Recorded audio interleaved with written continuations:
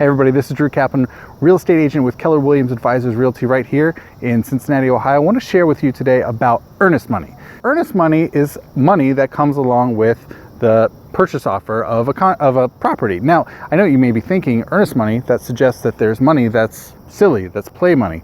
Really, I know that's silly, but really what it means is a demonstration to the owners, the sellers of the property, that you are serious, you are indeed earnest about offering this purchase contract.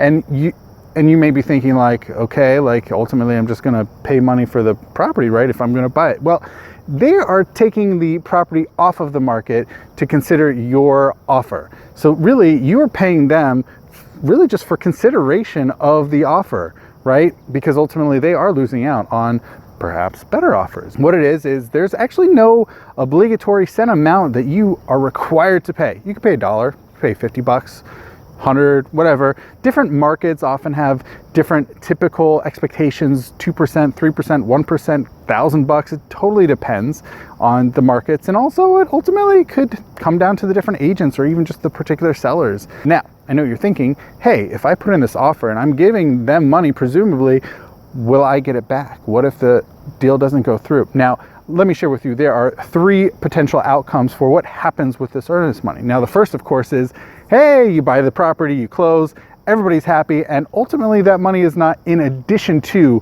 the purchase price. Actually, it's part and parcel of that purchase price. So, hey, you don't actually lose out because you paid the money as part of the purchase and you got the property and everybody walks away happy. Yay. Another possibility is, guess what?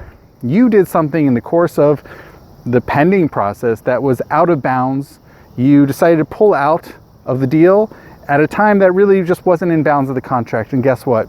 You, as the buyer, lose out on this earnest money and the seller ultimately gets to keep it and they put it back on the market, right? They can still get money in the course of the purchase of the property and from someone else, but you lose out on the earnest money. But that's because you screwed up somewhere along the lines in the pending process. You pulled out. However, I know what you're thinking. What if you pull out during the pending process, but it's within the guidelines of that contract? Great question.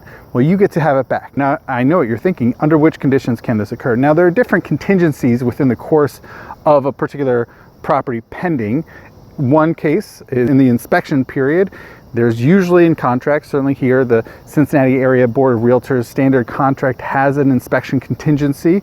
And usually, for whatever reason, maybe you don't like, I don't know, it could be the carpets, it could be the driveway, whatever it is, something, it could be a whole set of things. Who knows, maybe you even say, here are 5 things I'm deeply concerned about this property. Can you please fix them? And they say, no. You say, we're walking. I want my earnest money back, right? That can happen.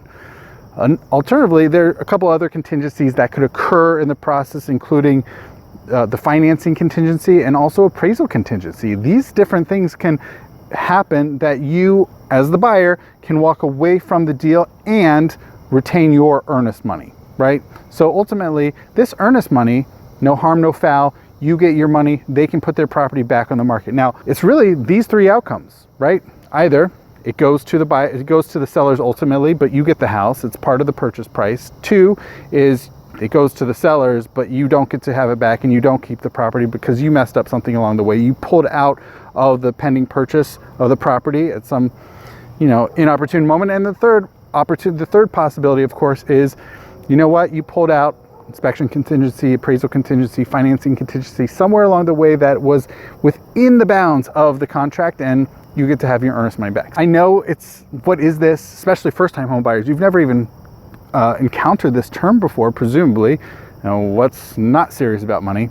Earnest money is really to demonstrate you want to, in consideration of them pulling their house off of the market, and they want to see that you're serious about it. So I hope this was helpful, and thank you so much for watching.